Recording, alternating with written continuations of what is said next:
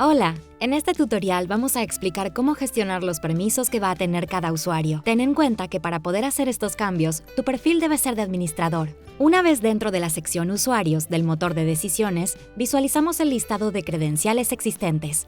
Cuando una acción está en verde, significa que ya está habilitada.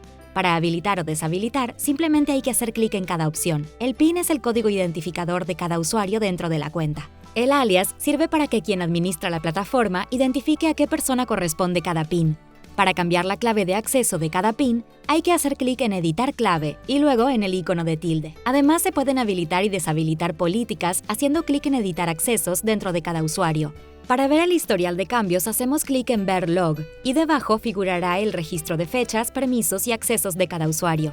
En este tutorial aprendimos a gestionar los permisos de usuario del motor de decisiones. ¡Gracias! Nos vemos en el próximo tutorial.